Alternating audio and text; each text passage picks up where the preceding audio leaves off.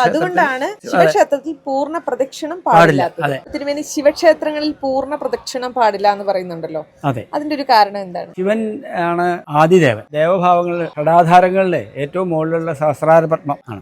ആ സഹസ്രാര പത്മത്തിലാണ് ശിവന്റെ സ്ഥാനം. അവിടെയാണ് അദ്ദേഹം ഇരിക്കുക. അപ്പൊ ആ സഹസ്രാര പത്മത്തിൽ നിന്ന് വടക്കോട്ടൊരു പവർ ഫ്ലോ ഉണ്ട്. ഇപ്പോൾ മോഡേൺ സയൻസിൽ പറയുന്നുണ്ടല്ലോ, magnetic equator, earth has an imaginary magnetic equator which flows from south to north എന്നാണ് മോഡേൺ സയൻസ് പഠിപ്പിക്കണം.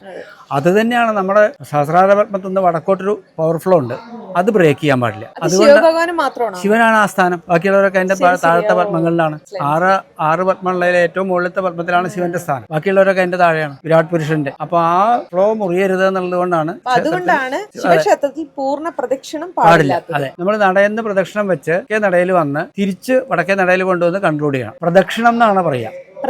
അതെ, പ്രദക്ഷിണം എന്ന് പറഞ്ഞാൽ പ്രാക് മുതൽ ദക്ഷിണം വരെ എന്നാണ്. പ്രാക്ക് എന്ന് പറഞ്ഞാൽ കിഴക്ക്, പ്രാക്ക് എന്ന് പറഞ്ഞാൽ കിഴക്കാണ്. പ്രാക്കിൽ നിന്ന് ദക്ഷിണത്തിലേക്ക് തെക്കോട്ട് വരണം. ക്ലോക്ക് വൈസ് ആവണമെന്നും കൂടി അതിന് അതൊരു ഹിഡൻ അർത്ഥം അതിനകത്തുണ്ട്. കിഴക്കുന്ന് ആരംഭിച്ച് തെക്കോട്ട് വരണം, എന്നിട്ട് കണ്ടിന്യൂ ചെയ്യണം. ക്ലോക്ക് വൈസ് ആവുമല്ലോ, അതാണ് പ്രദക്ഷിണത്തിന്റെ വാക്ക് മീനിങ്.